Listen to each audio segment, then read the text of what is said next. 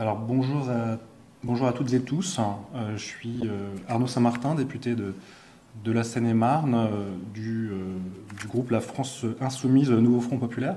J'ai l'honneur de vous présenter aujourd'hui une proposition de loi pour le droit à la nuit et surtout la préservation de l'environnement nocturne. Je vais essayer de vous expliquer de façon détaillée comment nous l'avons construite, cette proposition, et quels sont les enjeux de son application, de sa mise en œuvre. Alors c'est un sujet que politiquement nous portons depuis un certain nombre d'années d'un point de vue programmatique, dans des livrets, notamment planification écologique, aussi le livret espace que je coordonnais jusqu'à il n'y a pas si longtemps.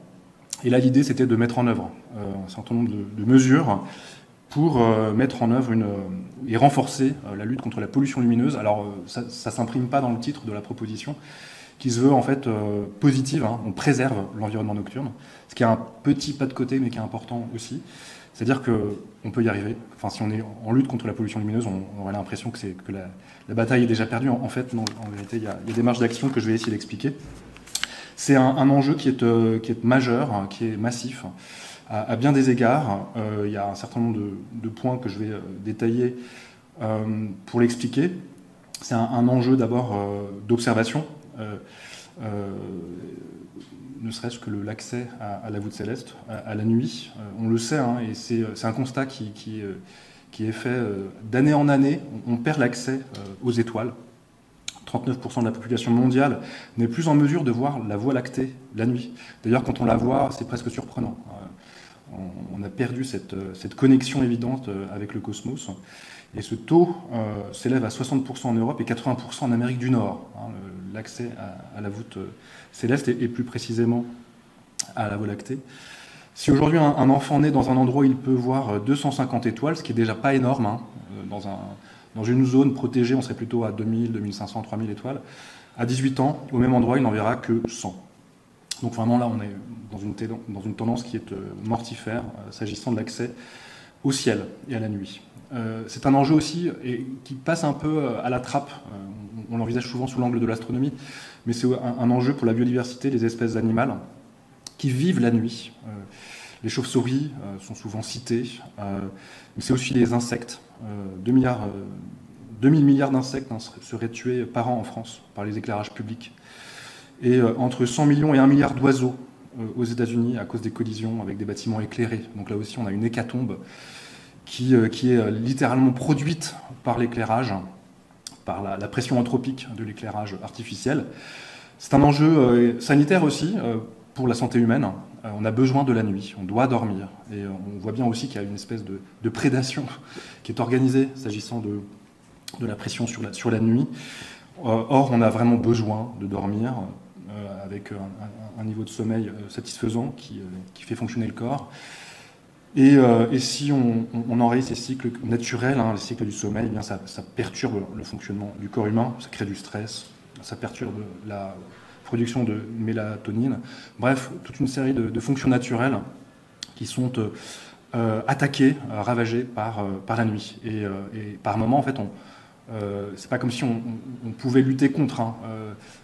Même avec des rideaux, des volets, tout ce que vous voulez, parfois l'éclairage public traverse. Et on n'a pas accès à cette obscurité qui est pourtant fonctionnellement nécessaire.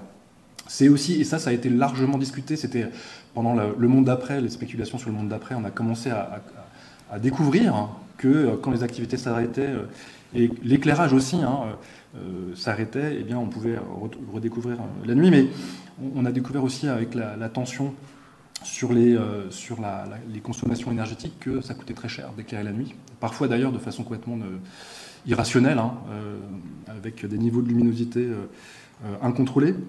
Mais on s'est surtout rendu compte que ça coûtait très cher. Et donc 41% des consommations d'électricité des collectivités territoriales sont engagées dans les dépenses d'éclairage public. Et les collectivités qui ont éteint ont bien perçu l'intérêt que ça représentait du point de vue budgétaire. Dans des moments d'austérité, c'est toujours intéressant.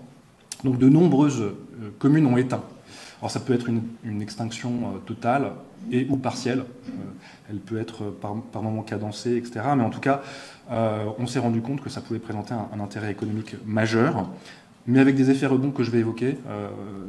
Aujourd'hui, il y a des déploiements de l'aide qui consomment moins. Comme elles consomment moins, ça coûte moins cher, eh bien, on rallume.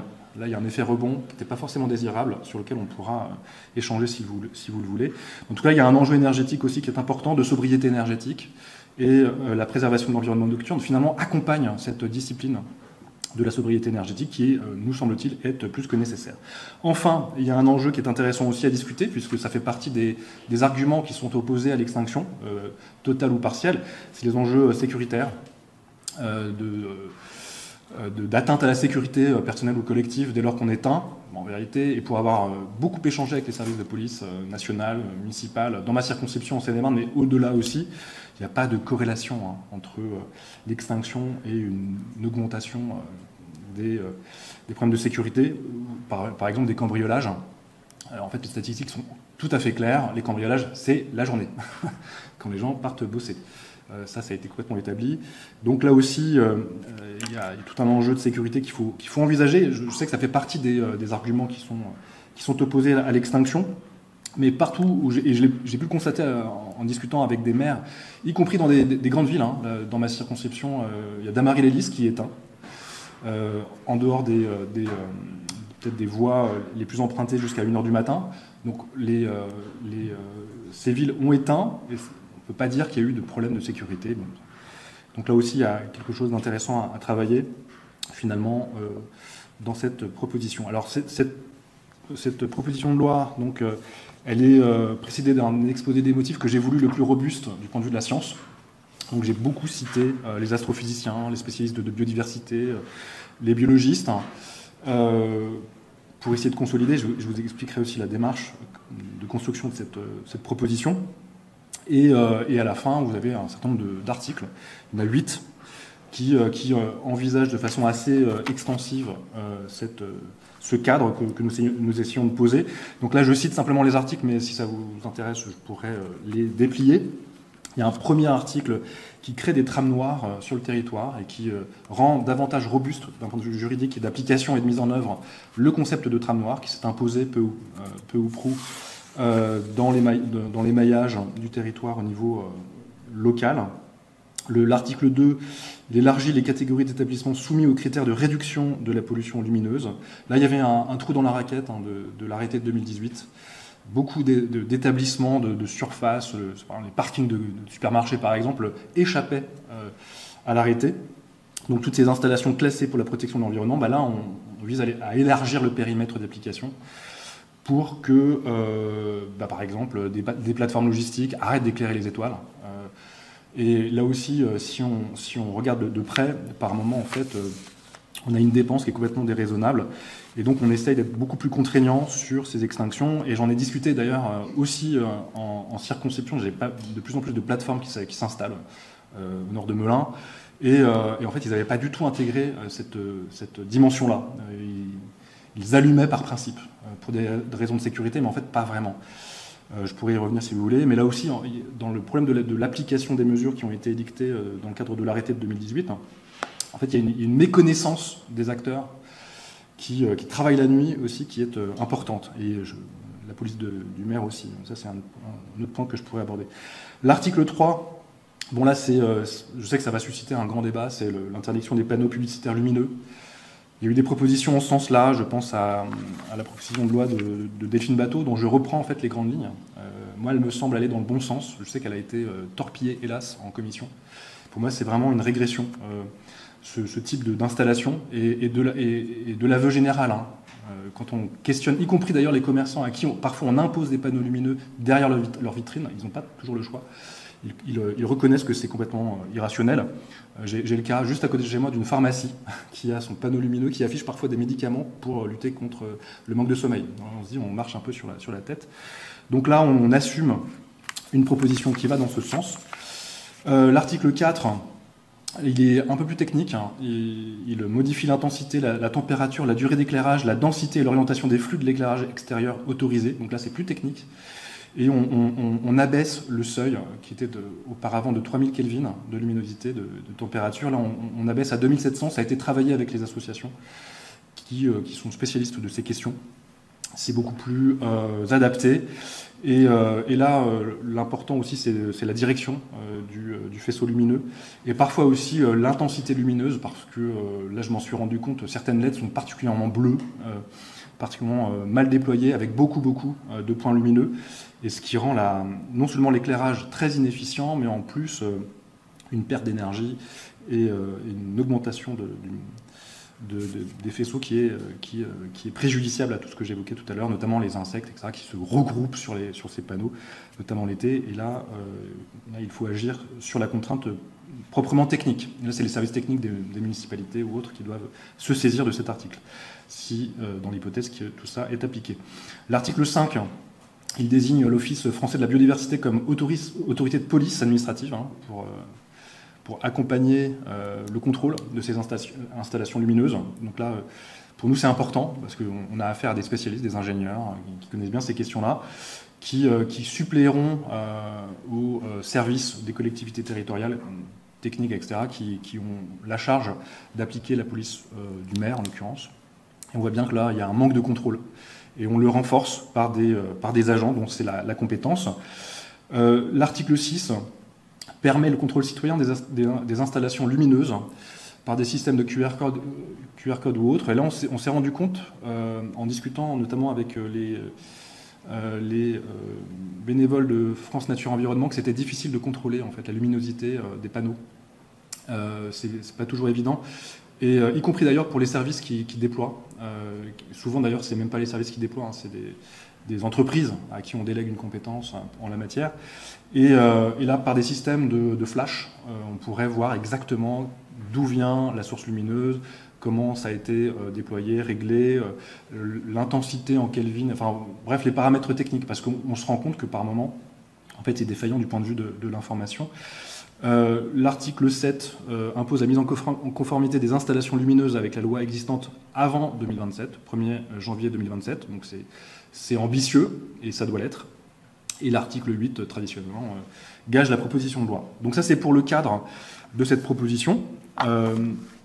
Quelques mots sur comment on l'a fabriquée, quels étaient les enjeux de la fabrication, et pourquoi je me suis saisi de cette question. Ça peut paraître un peu exotique, ça l'est peut-être, j'en sais rien. Moi, c'est un sujet qui me passionne en fait depuis beaucoup d'années.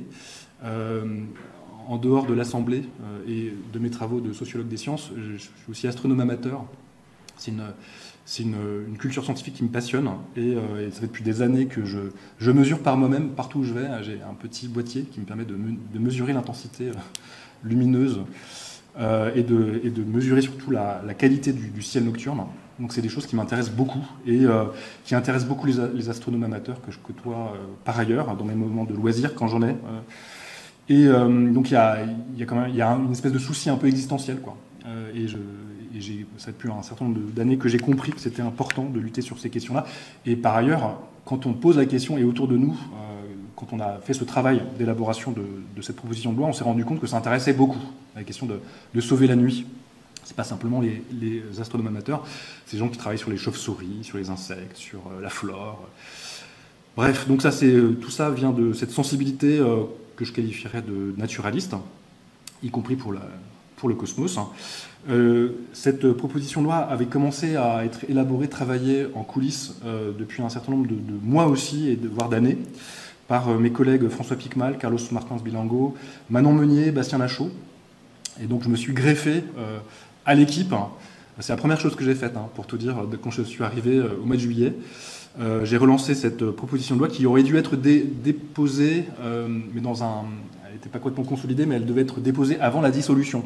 Voilà, donc il y a ce genre de brisure dans le calendrier qui a heurté le travail. Mais néanmoins, dès le mois d'octobre-novembre, on a relancé le travail. J'ai aussi inscrit dans la boucle Ségolène Amiot alors Charlotte Leduc, hélas, n'est plus dans le groupe, mais avait travaillé sur une proposition de loi pour interdire les panneaux lumineux. Donc on a fait converger les initiatives. Et donc on a travaillé dessus depuis l'été. Et là, comme on a progressé, j'ai sollicité beaucoup de spécialistes, des astronomes. Par exemple, lors d'auditions ici, Éric Lagadec qui était venu nous parler de la pollution lumineuse et comment ça affectait les recherches en astronomie. Le Dark Sky Lab, qui est un cabinet qui fait de l'expertise sur ces questions-là, France Nature Environnement, un maire, Patrick Proisy, maire de Fâche-Tuménil, qui a éteint dans sa commune, et son adjoint aux urgences écologiques était venu aussi, Christophe Liénard, et nous avait montré que ça marchait bien en fait. Et ils sont à la lisière de l'île, hein, donc clairement ça allume là-bas. Et leur expérience était hyper instructive. J'ai aussi consulté l'Association nationale pour la protection du ciel et de l'environnement nocturne, qui fait un travail méritoire depuis des décennies sur ces questions, avec un label de village étoilé qu'on voit souvent à l'orée des villages, et qui fait ce travail de plaidoyer auprès des collectivités territoriales. Donc là aussi, on a eu beaucoup d'éléments qui partent d'expériences empiriques de l'extinction, et on a tous convergé pour voir que en fait, ça fonctionne plutôt bien, et qu'il fallait encourager et accompagner ce déploiement, avec en plus une dimension presque par moment d'attractivité du territoire. Hein. On a de l'astrotourisme qui se développe aujourd'hui, avec des réserves de ciel étoilé, là bientôt dans le Morvan, en Lozère, enfin, et ça fait venir beaucoup de monde en fait, l'été, donc il y a un argument presque économique à défendre l'extinction. On a consulté aussi l'Observatoire de l'environnement nocturne, qui est une structure du CNRS, qui travaille sur ces questions depuis maintenant pas mal d'années, et avec qui d'ailleurs on va faire des arpentages dans les villes.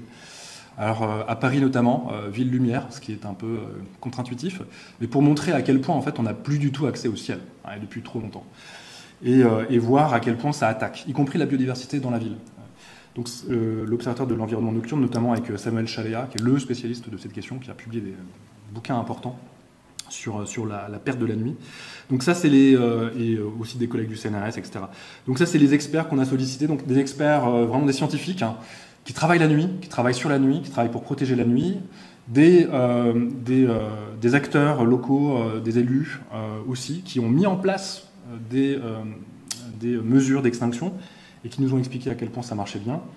Et l'idée, c'était maintenant de faire converger tout ça dans une proposition que j'espère construire comme transpartisane. Donc on est à l'initiative, il faut toujours qu'il y ait une initiative, et là je la fais circuler auprès des collègues pour essayer d'en faire un sujet majeur d'intérêt général, parce qu'on a tous besoin de la nuit, quel que soit le parti qui est le nôtre.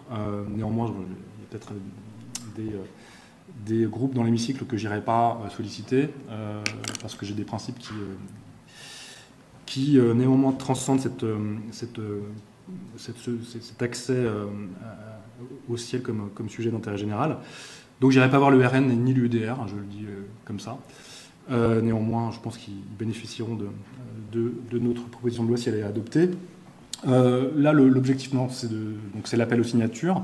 C'est un travail d'accompagnement par des actions. Donc on va aller visiter des observatoires, on va faire des observations. Je vais sans doute ramener mon télescope ici, faire une observation sauvage sur le toit du 8e au 101 rue de l'Université. J'ai même ramené ce matin, pour tout dire, pour montrer aux collègues comment ça fonctionne. Alors, avec un télescope connecté, oui, c'est de la photographie en temps réel, c'est de l'empilement de photos. Par contre, en visuel, moyen. Alors, surtout en ce moment avec la Lune, qui est, pour tout dire, une source de pollution lumineuse, que détestent les astronomes amateurs. Quand il y a la Lune, on arrête de faire de l'astronomie, moi le premier. Mais néanmoins, avec un petit télescope, on peut au moins voir les planètes. En ce moment, on a Mars, qui est magnifique, avec une conjonction Mars-Lune le week-end dernier qui était formidable. Donc je sensibiliserai les collègues entre deux séances à ces questions-là, s'ils le veulent bien. Donc ça, c'est un accompagnement donc, à Paris, qui encore une fois relève d'une approche presque situationniste de la chose, mais aussi dans des villages. On va sans doute aller au Pic du Midi avec une délégation pour faire des observations. Et à travers ça, en fait, c'est ce qu'on veut valoriser, c'est aussi une culture partagée du ciel qu'on a perdue.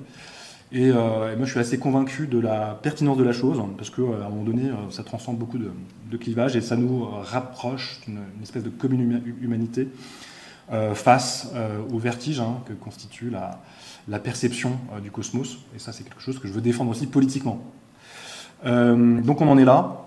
Je commence ce travail-là de plaidoyer. Et je suis à votre disposition pour plus de questions sur les dimensions plus peut-être techniques et logistiques de cette loi. Et moi, je suis vraiment enthousiaste à l'idée de la présenter. C'est ma première proposition de loi. Je commence par la nuit. Et j'espère que ça suffira à convaincre les collègues de l'importance de la chose. Merci pour votre attention.